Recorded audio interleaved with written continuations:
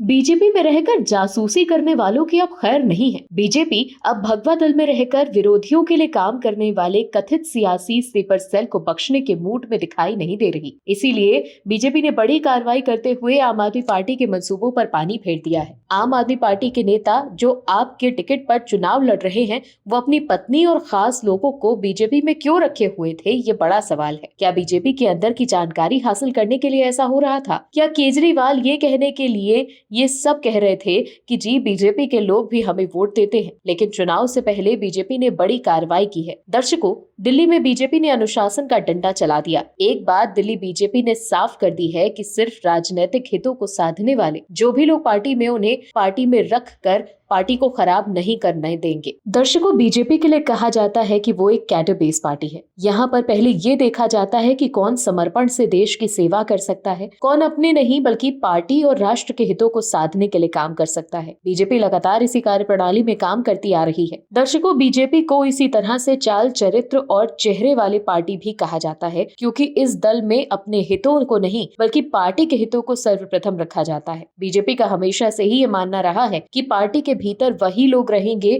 जो पार्टी और देश के लिए अपने आप को झोंक सकते हैं। जिन्हें सिर्फ सत्ता की मलाई से मतलब है, उनका बीजेपी से कोई लेना देना नहीं। बीजेपी देख रही है कि किस तरह पति तो आम आदमी पार्टी से चुनाव लड़ रहे हैं और पत्नी भाजपा में बनी हुई है। कहीं न कहीं बीजेपी को लग रहा है कि बीजेपी में आम आदमी पार्टी के जासूस भी हैं, जिन्हें साफ करना बीजेपी के लिए जरूरी भी हो गया है। इसीलिए शायद बीजेपी ने ये एक्शन लिया और कई पार्टी पदाधिकारियों को नाप दिया। आखिर कैसे बीजेपी ने बड़ी कार्रवाई करते हुए पार्टी में रहकर आपके लिए झुकाव रखने वाले लोगों को निकाल दिया, बताते हैं आपको इस रिपोर्ट में। दरअसल विधानसभा चुनाव में बगावत करने वाले नेताओं के विरुद्ध बीजेपी ने अनुशासनात्मक कार्रवाई शुरू कर दी है। बीजेपी छोड़कर आप में शामिल होने वाले और चुनाव लड़ने वाले पूर्व विधायक अनिल झा की पत्नी पूनम पराशर को पार्टी ने 6 सालों के लिए निष्कासित कर दिया है। आम आदमी पार्टी ने अनिल झा को किराड़ी से अपना उम्मीदवार बनाया है। उनकी पत्नी पूनम बीजेपी की महिला मोर्चा की प्रदेश अध्यक्षा रह चुकी है। उनके पति नवम्बर में ही आम आदमी पार्टी में शामिल हो चुके थे। आम आदमी पार्टी द्वारा जारी पहली सूची में ही उन्हें टिकट मिल गया, लेकिन पूनम ने बीजेपी नहीं छोड़ी। एक्स और फेसबुक पर भी उनके स्टेटस में बीजेपी महिला